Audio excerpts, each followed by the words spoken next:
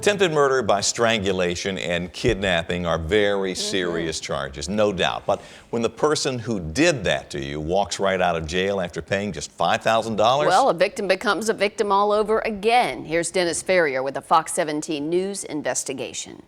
Jeanette Lloyd is a brave school teacher who survived not just one horrible night, but a year and a half of hell. Yes, time is very, very important, right? Jeanette Lloyd teaches the nursing class at Fayette Ware High School in Somerville. What are you going to do next? Today she is showing the kids how to perform CPR. You never know, right? 1 minute everything is fine, the next minute you're fighting for life. Okay, and then you're going to put the pads on quickly, right? Miss Lloyd is very qualified on that subject. She wishes she wasn't.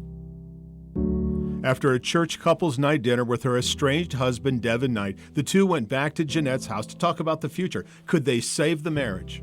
It would turn out to be the night that ended almost everything.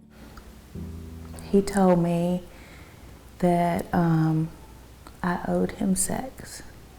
And I said, no, I am not doing this with you being the way you are. And he forced himself on me. After the assault, Jeanette tried to leave. That's when Knight threw her into a recliner and pinned her. I was screaming and hollering, please, you're hurting me. You're hurting me. And while I was laying there, I looked up at him, and it was like he didn't even have a soul. There was nothing in his eyes, and I got a little scared at that point. And then out from behind his back, he pulled out a knife. Lloyd was stabbed in the face. He then tried to strangle her multiple times. When that didn't work, he went back to the knife and tried to stab her in the heart. And every time, he lifted his hand up in the air and lunged toward my chest. I took a deep breath because I knew that was my last breath. I knew that was my last breath. The knife kept hitting bone. Finally, he started searching the home for Lloyd's gun. That's when she staggered outside and neighbors called 911. Knight was arrested and charged with domestic assault. Bond was just $50,000. He paid the $5,000 and walked out of jail. That's when the nightmare began. Because I'm thinking, this guy's going to come find me and finish me off. They let him out. They let him out.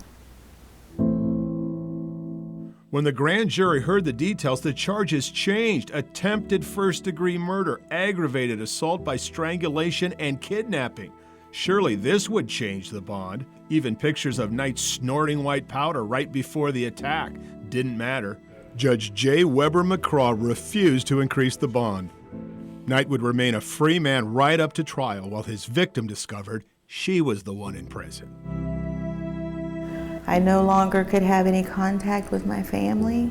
I couldn't spend holidays with them. I couldn't go to the grocery store. I couldn't go to Walmart. I had to look over my shoulder everywhere that I went. Low bond and lots of delays, continuances, changes in court date. Lloyd remained in hiding for 18 months. How could the state of Tennessee allow a victim to go through this? Verna Wyatt of Tennessee Voices for Victims.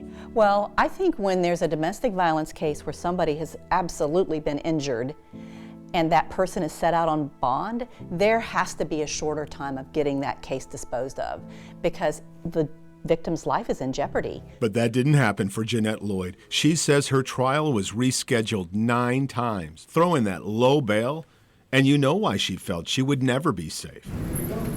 18 months later, 18 long months later, Devin Knight was found guilty of all charges. I didn't get the chance to walk away. Jeanette Lloyd faced him one more time, now afraid the judge would be lenient. On the attempted first-degree murder, Finally, 22 years at 85%. 22 years in prison for Devin Knight. Finally, freedom for Jeanette Lloyd.